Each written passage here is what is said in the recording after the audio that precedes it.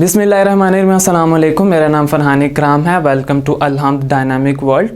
आज बेटा जो हम फर्स्ट ईयर का टॉपिक कवर करने जा रहे हैं उसका नाम है Carnot engine and Carnot's theorem. तो बेटा जी कार्नेट इंजन और कार्नेट थ्योरम जो है ना ये चार प्रोसेसेस पे मुश्तमिल है। इनके नाम जो है ना वो ये लिखे हैं। आइसोथर्मल एक्सपेंशन सबसे पहला प्रोसीजर, एडियाबैटिक एक्सपेंशन, उसके बाद आइसोथर्मल कंप्रेशन और उसके बाद एडियाबैटिक कंप्रेशन। अगर आप थोड़ा सा गौर करें, दो एक्सपेंशन के केसेस हैं, दो कंप्रेशन के केसेस हैं, दो आइसोथर्मल के केसेस हैं और दो एडियाबैटिक के। ठीक है जी। अब पहले वाली डायग्राम पे आ जाएं। इसमें बताया क्या गया है, असल में आपके पास ये इंजन का सिलेंडर है। इसमें ये जो सोलिड लाइन है ये शो कर रही है पिस्टन की पोजीशन को, और ये डॉटेड लाइन उस पोजीशन को शो कर रही है जहां पे इस पिस्टन ने आगे जाना है। ठीक है जी। आपके पास यहाँ पे क्या मौजूद है, एक HTR मौजूद है। HTR का मतलब होता है हाई टेम्परेचर रेजरवायर। अब होगा क्या असल में कि यहाँ पे पिस्टन मौजूद है। ये जो पिस्टन है इस पोजीशन से ऊपर की तरफ चला गया। तो सबसे पहले तो हमने ये देखना है कि एक्सपेंशन है या कंप्रेशन है। आप खुद देखें, पहले इसका जो वॉल्यूम था वो V1 था, अब जो इसका वॉल्यूम है वो V2 हो गया। ठीक है जी। तो इसका मतलब ये क्या हुआ, एक्सपेंशन हुई। दूसरी जो चीज़ इंपॉर्टेंट है कि यहाँ पे जो टेम्परेचर ऑफ द सिस्टम है, टेम्परेचर ऑफ द सिलेंडर वो सेम रह रहा है। T1 है वो T1 ही रहेगा, वो T1 से T2 या किसी और में चेंज नहीं हो रहा। ठीक है। इसकी वजह से क्योंकि वॉल्यूम आपका चेंज हो रहा है तो प्रेशर भी चेंज होगा। प्रेशर P1 से कहाँ चला गया, P2। वॉल्यूम V1 से V2 चला गया, P1 से P2 प्रेशर चला गया। टेम्परेचर जो है वो सेम रहा है। और HTR से क्या होगा, हीट जो है ना वो एज एन इनपुट सिस्टम के अंदर एंटर हो जाएगी। इसलिए हम इसे क्या बोल रहे हैं, आइसोथर्मल एक्सपेंशन। क्यों बोल रहे हैं आइसोथर्मल, क्योंकि इसमें टेम्परेचर सेम है। और एक्सपेंशन क्यों बोल रहे हैं, क्योंकि वॉल्यूम आहिस्ता आहिस्ता बढ़ रहा है। ठीक है जी। उसके बाद आप देखें सेकंड जो आपके पास है उसमें क्या लिखा हुआ है कि आपके पास जो पिस्टन है वो इस पोजीशन पे है। ठीक है। अभी जो वॉल्यूम है वो V2 है, वो कहां से कहां चला गया, V3 पे चला गया, पोजीशन नंबर 3 पे चला गया। अब इसकी वजह से जो वॉल्यूम है V2 से V3 चला गया, मतलब वॉल्यूम अगेन बढ़ गया। और जो प्रेशर है इसकी वजह से वो P2 से P3 की तरफ चला गया। ठीक है जी। इसके बाद आपके पास जो टेम्परेचर है इस प्रोसेस में वो चेंज हो रहा है, पहले प्रोसेस में वो चेंज नहीं हो रहा था। टेम्परेचर T1 से कहाँ चला गया बेटा जी, T2 चला गया। ठीक है जी। दूसरी जो चीज़ है यहाँ पे इंपॉर्टेंट कि यहाँ पे हीट जो है ना वो एंटर हुई थी सिस्टम में, यहाँ पे कोई हीट एंटर नहीं हो रही। Q = 0 लिखा हुआ है, इसका मतलब आपने इसको इंसुलेट किया हुआ है, आपने सारे सिस्टम को इंसुलेट किया हुआ है। यहाँ से ना तो हीट बाहर जा सकती है, ना बाहर वाली हीट अंदर आ सकती है। इसलिए हम इसे क्या बोल रहे हैं, एडियाबैटिक एक्सपेंशन। एक्सपेंशन क्यों बोल रहे हैं, V2 से वॉल्यूम जो है ना वो V3 चला गया, वॉल्यूम क्या हो गया, बढ़ गया। एडियाबैटिक प्रोसेस क्या होता है, जिसमें हीट जो है ना वो ना तो एंटर होती है ना एग्जिट होती। तो इस वजह से यहाँ पे हम इसे एडियाबैटिक एक्सपेंशन बोल रहे हैं। ठीक है जी। अब आपके पास V3 पे हो, थर्ड जो आपके पास प्रोसेस है उसमें क्या है कि V3 आपका वॉल्यूम है वो जो है ना इस दफा कॉन्ट्रैक्ट हो गया, इसकी दफा क्या हुआ, कंप्रेस हो गया। V3 से आप कहाँ चले गए, V4 पे चले गए। ठीक है जी। यहाँ पे क्या हुई है, कंप्रेशन हुई है। और जो दूसरी बात है, वॉल्यूम चेंज हुआ, इसकी वजह से प्रेशर भी चेंज होगा। और प्रेशर P3 से कहाँ चला गया बेटा जी, P4 चला गया।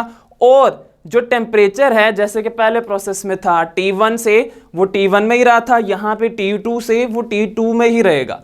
ठीक है। यहाँ पे क्या हुआ था, T1 से T2, यानी इसका मतलब क्या हुआ, टेम्परेचर चेंज हुआ था। यहाँ का क्या मतलब है कि टेम्परेचर चेंज नहीं हुआ। और यहाँ पे जो हीट है देखिए नीचे यहाँ पे LTR लिखा हुआ है, यहाँ पे क्या था, HTR हाई टेम्परेचर रिजर्वायर और ये LTR low temperature reservoir. HTR जो है ना उससे क्या होता है कि जो हीट है वो सिस्टम में एंटर होती है, और LTR में क्या होता है, हीट एग्जिट आती है। ठीक है जी। इससे बाहर की तरफ आ रही होती। तो यहाँ पे जो हीट क्रिएट हुई होगी वो हीट कहाँ पे चली जाएगी, वो LTR में। LTR मतलब एटमॉस्फेयर, जो हम आपको नेक्स्ट में बताएंगे। ठीक है जी। अब इसको आपने क्या बोला, आइसोथर्मल। पहली चीज आइसोथर्मल क्यों बोला है, क्योंकि यहाँ पे जो टेम्परेचर है वो सेम रह रहा है। ठीक है जी।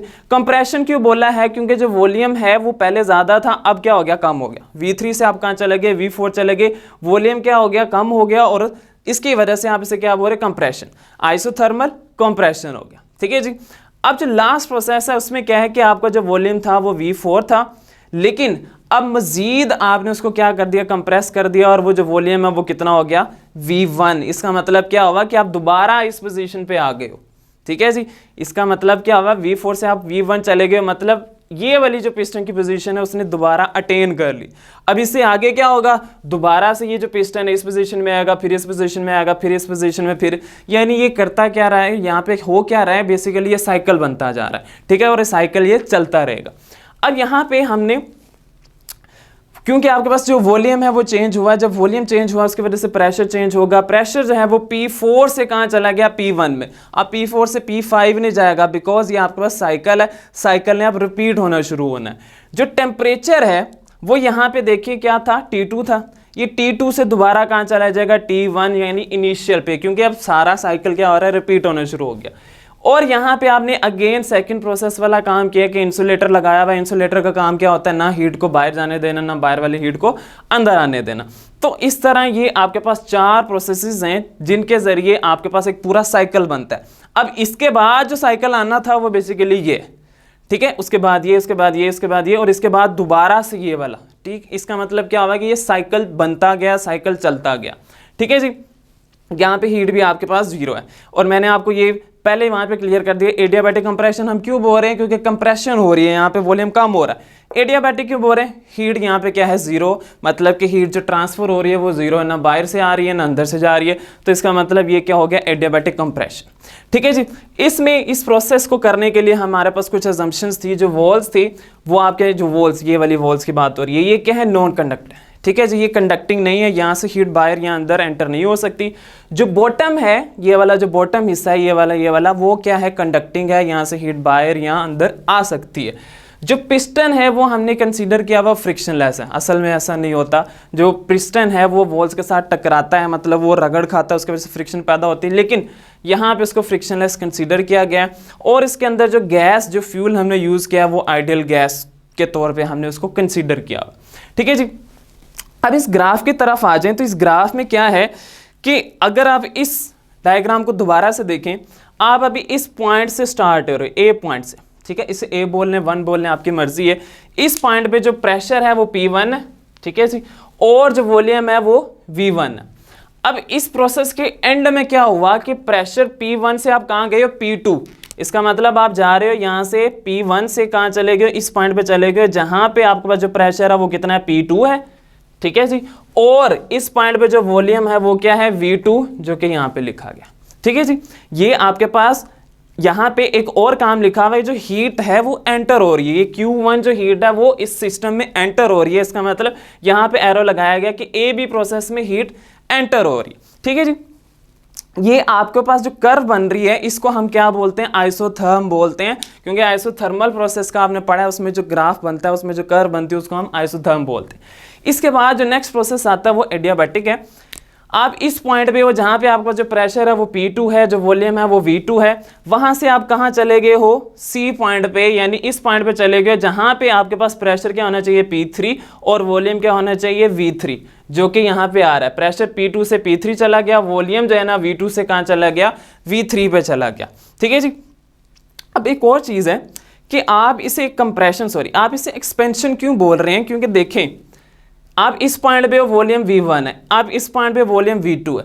आप इस ग्राफ से देख सकते हैं कि जो ओरिजिन के ज़्यादा करीब होता है वो वैल्यू कम होती है, इसका मतलब V1 जो है ना वो कम है, V2 जो है वो ज़्यादा है। तो यहाँ से यहाँ जाते हुए आपका जो वॉल्यूम है वो आहिस्ता आहिस्ता क्या हुआ है, बड़ा है, वो आपका वॉल्यूम इंक्रीज हुआ है, इसलिए हम इसे क्या बोल रहे हैं, एक्सपेंशन बोल रहे हैं। आपने जो एरो है वो इस साइड लगाया, अगर आप एरो इस साइड लगाते हो तो इसका मतलब होता है कंप्रेशन, जो कि अभी नहीं हो रही, वो हम आगे जाके लगाएंगे, ठीक है जी। आप सेकंड पॉइंट पे थे, एडियाबैटिक एक्सपेंशन, इस पॉइंट पे थे, यहाँ से आप सी की तरफ चले गए। अभी भी आप देखें एरो जो है ना वो आपका जो वॉल्यूम है वो बढ़ रहा है, इसका मतलब एरो किस तरफ आ रहा है, B2C, ठीक है, वॉल्यूम इंक्रीज को वो शो कर रहा है। और एक और बात कि इस कर्व को और इस कर्व में फर्क क्या है, पहली चीज ये आइसोथर्मल वाली थी ये वाली, और ये आपके पास क्या एडियाबैटिक की है, इसको हम क्या बोलते हैं, एडियाबैट बोलते हैं। आपने जो टॉपिक पढ़ा था एडियाबैटिक प्रोसेस, उसमें ये पढ़ा था कि जो एडियाबैटिक यानी एडियाबैट होता है वो क्या होता है, वो ज्यादा स्टीप होती है, जैसे यहाँ पे शो किया गया, ठीक है जी। और यहाँ पे जो हीट है वो हमने 0 लिखी है, क्योंकि हमें पता है यहाँ पे हीट ना एंटर हुई है ना एग्जिट हुई है। इसके बाद बेटा जी कंप्रेशन वाला सिस्टम शुरू हो जाता है। सबसे पहले है आइसोथर्मल कंप्रेशन। तो आप इस पॉइंट पे थे, V3 पे आप थे, V3 से आप कहाँ चले गए हो, V4 पे। V3 से आप कहाँ चले गए बेटा, V4 पे चले गए हो। आप खुद देखें कि यहाँ पे जो वॉल्यूम था वो ज़्यादा था, यहाँ पे जो वॉल्यूम है वो कम हो गया है। इसका मतलब यहाँ पे क्या हुई है, कंप्रेशन। देखें V3 से आप कहाँ चले गए बेटा जी, V4 पे चले गए हो। इसका मतलब यहाँ पे क्या हुई है, कंप्रेशन हुई है। ठीक है जी, वॉल्यूम पहले ज़्यादा था, बाद में क्या हो गया, वो कम हो गया C से D पॉइंट की तरफ। और यहाँ पे जो हीट है Q2 वो यहाँ से रिलीज हुई है। यहाँ से देखें Q2 जो हीट है वो यहाँ से रिलीज हुई है, वो हमने यहाँ पे शो किया हुआ। ठीक है जी। और इस ग्राफ को भी आप क्या बोलोगे, जो आपने इसको बोला आइसोथर्म, ये भी आपके पास क्या आइसोथर्म है। लास्ट में आ जाए आपके पास D2A। आपका जो वॉल्यूम है वो V4 है, इस पॉइंट पे जो वॉल्यूम है वो V4 है, इस पॉइंट पे जो प्रेशर है वो क्या है, P4 है। आपने इससे कहाँ जाना है, अब आपने कहाँ पे जाना है, बेसिकली आप दोबारा A पे जा रहे हो, मतलब साइकिल जहाँ से दोबारा स्टार्ट होना है, तो वहाँ पे आप जा रहे हो, तो वहाँ पे जो प्रेशर है वो क्या होना चाहिए, P1। देखें P4 से कहाँ चले गए आप, P1 पे चले गए। और जो यहाँ पे V4 से आप कहाँ जा रहे हो, इस पॉइंट पे जा रहे हो, मतलब जहाँ पे वॉल्यूम क्या होना चाहिए, V1। तो V4 से आपका वॉल्यूम क्या हो गया, V1 हो गया। और आपका जो टेम्परेचर है वो T2 से कहाँ चला गया, T1 पे। दोबारा से आप इस पॉइंट पे आ गए हो जो कि T1 वाला टेम्परेचर था। ठीक है जी, ये तो आपके पास डायग्राम थी। डायग्राम से रिलेटेड आपके पास क्या था, ग्राफ था। इस प्रोसेस के जो 4 प्रोसेस, इन चारों के जो नाम है वो आपको अच्छे से याद होने चाहिए, कुछ असम्पशंस हैं वो आपको याद होने चाहिए। अब बाकी जो है ना, बाकी प्रोसीजर बच गया, वो बेसिकली इसकी डेरिवेशन है। सबसे पहले याद रखें हमने क्या किया होता है कि थर्मल इक्विलिब्रियम और जो मैकेनिकल इक्विलिब्रियम है, इस प्रोसेस में हमने, इस सारे साइकिल में थर्मल इक्विलिब्रियम और मैकेनिकल इक्विलिब्रियम को हमने मेंटेन रखा होता है। ठीक है जी। अब जब आपने इसको मेंटेन रखा हुआ है, इसकी वजह से डेल्टा U जो है ना वो क्या आ जाता है, 0, क्योंकि आपने पढ़ा है ये साइक्लिक प्रोसेस बन रहा है। ठीक है जी, ये साइक्लिक प्रोसेस बन रहा है ना, ये कर्व यहाँ से इधर, दोबारा इधर इस पॉइंट पे आ रही है, इस तरह में चलता रहेगा सिस्टम। तो यहाँ पे जो डेल्टा U है वो क्या आ जाएगा, इक्वल टू 0 आएगा। क्यों आएगा, क्योंकि आपने पढ़ा है change in internal energy of a cyclic process वो क्या होती है, 0। ठीक है जी, इस वजह से हमने 0 पहले लिख दिया, क्योंकि हमने आगे जाके पुट करना है। फिर आगे स्टार्ट होने लगा net work done during 1 cycle. एक साइकिल में जो टोटल वर्क डन हुआ है, जो इसके अंदर वाला शेडेड एरिया है, वो जो है ना वो किसके बराबर है, area enclosed by the path ABCDA। ये आपके पास क्या है, वो पाथ है, ये वाला A से B और C और फिर D, और दोबारा से कहाँ पे चले गए आप, A पे चले गए। तो वो जो टोटल पाथ है उसके अंदर जो एरिया बन रहा है वो क्या है, आपके पास वर्क डन बनता है। ठीक है जी, किसका वर्क डन, जो उस इंजन ने किया है। ठीक है जी। आगे जो है ना आपने क्या किया है, फर्स्ट लॉ ऑफ थर्मोडायनेमिक्स में आपने ये पढ़ा था कि जो Q होता है वो किसके इक्वल होता है, डेल्टा U प्लस वर्क के। यहाँ पे मैंने आपको पहले बता दिया था कि डेल्टा U जो है ना इक्वल टू 0 क्यों है, क्योंकि ये साइक्लिक प्रोसेस है, वो मैंने यहाँ पे पुट कर दिया। और जो आपके पास Q है उसकी जगह मैंने लिखा Q1 माइनस Q2। इसकी वजह क्या है, क्योंकि आपने यहाँ पे Q1 वो हीट है जो कि आपने सिस्टम को प्रोवाइड की है, Q2 वो हीट है जो सिस्टम से रिलीज हुई है। और ये हमेशा आपको याद होना चाहिए, और आपने सेकंड लॉ ऑफ थर्मोडायनेमिक्स में पढ़ा भी है, जो Q1 है वो ज़्यादा होती है और जो Q2 है वो क्या होती है, कम होती। तो आपने दोनों का डिफरेंस जो है ना वो निकालना है। तो उसके लिए आपने क्या किया, हमेशा बड़ी वैल्यू माइनस छोटी वैल्यू। ठीक है जी, बड़ी वैल्यू कौन सी है, इसमें से Q1 है, और जो छोटी वैल्यू है वो क्या है, Q2। ठीक है, यहाँ पे देखिएगा Q1 बड़ी वैल्यू और माइनस छोटी वैल्यू यानी कि Q2, वो किसके इक्वल आएगा, टोटल जो आपने हीट प्रोवाइड की है। ठीक है, यानी टोटल जो हीट मिली है उस सिस्टम को। तो यहाँ पे Q की जगह आप क्या लिखोगे, Q1 माइनस Q2, वो मैंने यहाँ पे लिख दिया। और ये जो है ना ये क्या हो गया, इक्वल टू 0 वैल्यू हमने पुट कर दी। बाकी किसके इक्वल आ गया, वो वर्क है। ये जो वर्क है ये क्या है, बेसिकली आउटपुट है जो आपको मिला है। किसकी तरफ से मिला है, बाय द इंजन, यानी ये work done by the system है, इसलिए पॉजिटिव भी आ रहा है। अब आप खुद सोचें कि आपने सारे प्रोसेस में आपने क्या उस चीज़ को, क्या मतलब इंजन को चीज़ प्रोवाइड की है, तो वो क्या है, वो ये हीट है। ये जो Q1 हीट है ये आपने प्रोवाइड किया, इसके अलावा और कुछ आपने प्रोवाइड नहीं किया। तो इसलिए मैंने यहाँ पे लिखा है जो Q1 है वो क्या है, इनपुट है। आउटपुट क्या है, जो वर्क आपको मिल रहा है। Q1 क्या है, वो हीट जो आपने सिस्टम को प्रोवाइड की है। ठीक है जी, आपको पता है एफिशिएंसी का फॉर्मूला होता है, efficiency is equal to output by input. किसी भी चीज़ के एफिशिएंसी का फॉर्मूला यही होता है, output by input multiply by 100%। यहाँ पे जो आपके पास आउटपुट आ रही है वो क्या आ रही है, वर्क, वो मैंने लिख दिया W। Divided by input, input क्या आ रही है यहाँ पे Q1, work done divided by Q1 multiply by 100%। ये किसका फार्मूला बनता है बेटा जी? एफिशिएंसी का। ठीक है, ये अभी जो मैंने लिखा है ये मेरे पास पहला फार्मूला है एफिशिएंसी का। इसमें वर्क W जो है ना वो क्या है? आउटपुट है। जो Q1 है वो क्या है? इनपुट है, मल्टीप्लाई बाय 100%। ये आपके पास एफिशिएंसी का पहला वाला फार्मूला है। अब आप क्या करो, दूसरा फार्मूला ये कैसे आया कि आपके पास जो वर्क का है उसका फार्मूला ये लिखा हुआ, ठीक है, Q1 माइनस Q2। आप इस Q1 माइनस Q2 को इस वर्क की जगह पुट कर दो तो क्या बन जाएगा? Q1 minus Q2 divided by, बाकी चीज़ें सेम है, ठीक है, Q1 की जगह Q1 ही, 100% की जगह 100% ही रहेगा। तो ये आपके पास सेकंड फार्मूला बन रहा है किसका? एफिशिएंसी का, जिसमें ऊपर क्या लिखा हुआ? Q1 माइनस Q2, नीचे क्या लिखा हुआ? Q1 multiply by 100%। ठीक है जी।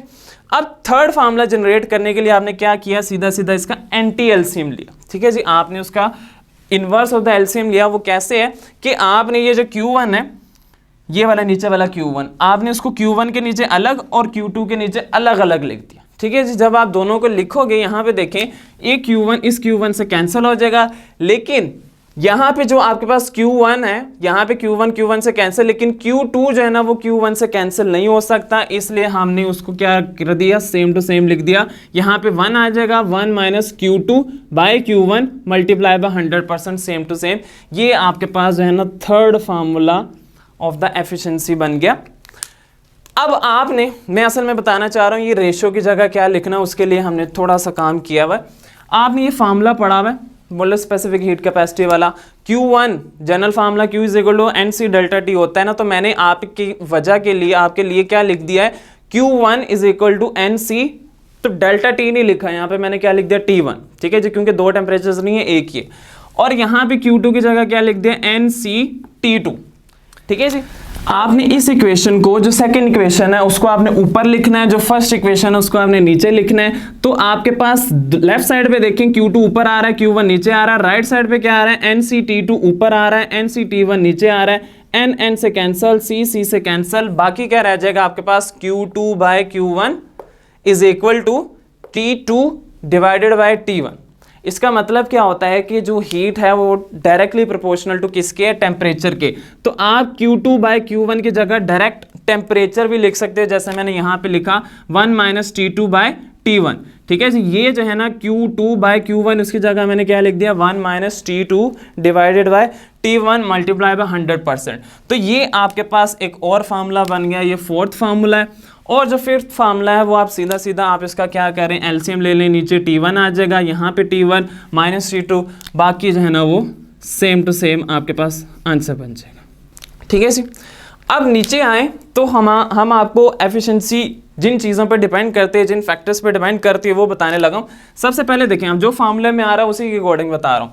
आपके पास T1 आ रहा है, T2 आ रहा है। ठीक है जी, इसका मतलब जो एफिशिएंसी है वो किस पे डिपेंड कर रही है? टेम्परेचर नंबर 1, यानी जो आपने स्टार्टिंग में टेम्परेचर था जो हीट की वजह से हुआ। फिर आपके पास जो टेम्परेचर नंबर 2 है उस पर डिपेंड कर रही है। किस पे डिपेंड नहीं कर रही? Independent of working substance. अब इसका मतलब क्या होता है कि आप चाहे उसके अंदर फ्यूल जो है ना वो गैस यूज़ कर लो, लिक्विड यूज़ कर लो, कोई भी आप फ्यूल यूज़ कर लो, कोई फ़र्क नहीं पड़ेगा। वजह क्या है? क्योंकि ये वर्किंग जो सब्सटेंस होता है, कोई भी वर्किंग सब्सटेंस उससे क्या इंडिपेंडेंट है, उस पर फ़र्क नहीं पड़ेगा। ठीक है जी, आप इसकी जगह कोई भी फ्यूल यूज़ कर लो, फ़र्क किसकी वजह से आएगा? जो टेम्परेचर आप यूज़ कर रहे हो, जो टेम्परेचर T1 और T2 है उसकी वजह से फ़र्क आएगा। ठीक है जी, यहाँ पे देखें क्या मैंने बताया है कि आपके पास जो एफिशिएंसी है वो डायरेक्टली प्रोपोर्शनल है किसके? इस फार्मूले के अकॉर्डिंग देखिए T1 माइनस T2 के वो क्या है? डायरेक्टली प्रोपोर्शनल है। तो यहाँ पे अगर मैं इस डिफरेंस को, यानी ये जो T1 माइनस T2 वाला डिफरेंस है, इसको अगर मैं बढ़ाऊं तो एफिशिएंसी क्या होगी? बढ़ेगी। अगर मैं इस डिफरेंस को कम करूं तो एफिशिएंसी क्या होगी? उसकी वजह से कम। रेड को शो कर, ब्लू को शो कर रहा है। ठीक है जी। एक और पॉइंट यहाँ पे लिखा हुआ है कि अगर आप चाहते हैं कि एफिशिएंसी जो है ना वो 100% हो जाए, अगर आप चाहते हैं कि एफिशिएंसी जो ऑफ द इंजन है वो 100% हो जाए, तो उसके लिए T2 इज इक्वल टू 0 होना पड़ेगा। अब पहले तो ये देख लें कि ये T2 है क्या और T1 क्या।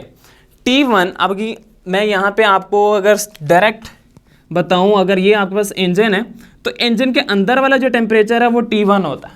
ठीक है जी। और जो T2 है वो बेसिकली आपके जो एटमॉस्फेयर है उसका टेम्परेचर होता है।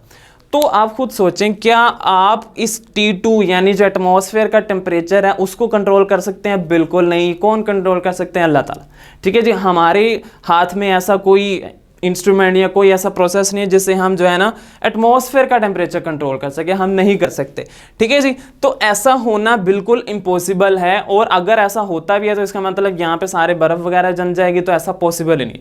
तो टेम्परेचर जो है ना वो T2 जो है ना वो 0 नहीं हो सकता, इट इज़ इम्पॉसिबल। ठीक है जी, एक और छोटा सा पॉइंट लिखा हुआ है कि हमने अभी पढ़ा कि जो हीट इंजन है ये वाला, ये क्या है? रिवर्सिबल है।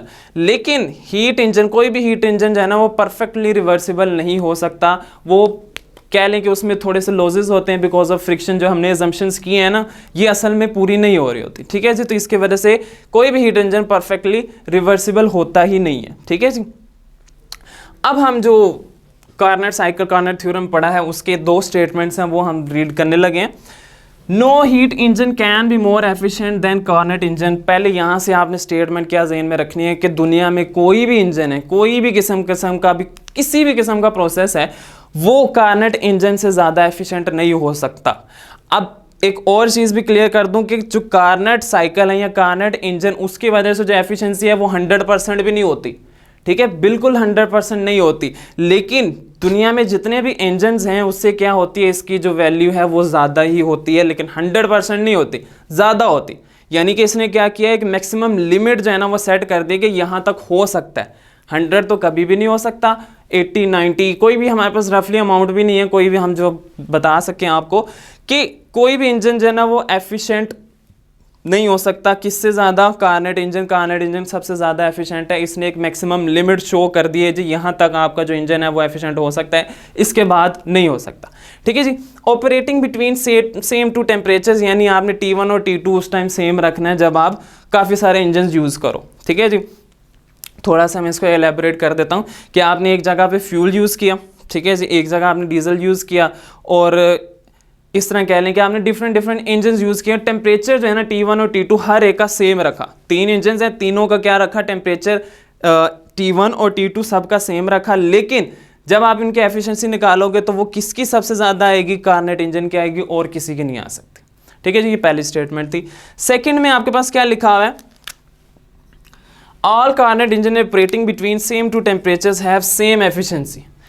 कि आपके पास दुनिया में जितने भी कार्नट इंजन है, अगर तो वो सेम टेम्परेचर पे ऑपरेट कर रहे हैं, यानी उनका जो टेम्परेचर है वो सेम है।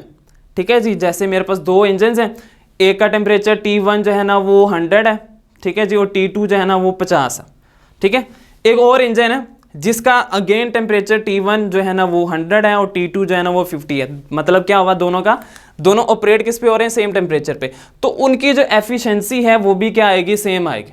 अगर आप इसको इस फार्मूले में पुट करके देखें इसमें या इसमें, तो आपका जो आंसर है वो क्या आएगा? सेम ही आएगा, irrespective of nature of working substance. जो कि आपको पहले बता दिया कि ये जो है ना जो वर्किंग सब्सटेंस है उसकी नेचर पे डिपेंड नहीं करता। आप कोई भी वर्किंग सब्सटेंस यूज़ कर लें उस पर फ़र्क नहीं पड़ेगा, क्योंकि फ़र्क कब पड़ेगा? जब इनिशियल टेम्परेचर और जो फाइनल टेम्परेचर यानी T1 और T2 जो है ना वो उनमें फ़र्क आए। ठीक है जी, लास्ट में क्या लिखा हुआ है कि एफिशिएंसी जो एक्चुअल में होती है वो डायरेक्टली प्रोपोर्शनल होती है T1 के। T1 कौन सा टेम्परेचर है? Internal temperature of the cylinder, ठीक है, of the engine.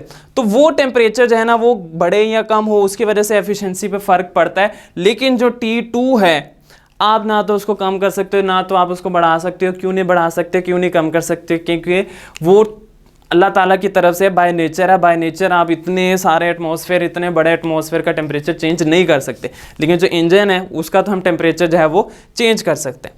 Because T2 जो है ना वो टेम्परेचर ऑफ सराउंडिंग है। T2 को आप कंट्रोल ही नहीं कर सकते, सिर्फ और सिर्फ आप किसको कंट्रोल कर सकते हो?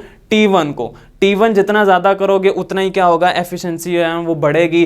T1 जितना कम करोगे एफिशिएंसी क्या होगी? उतनी ही कम होगी।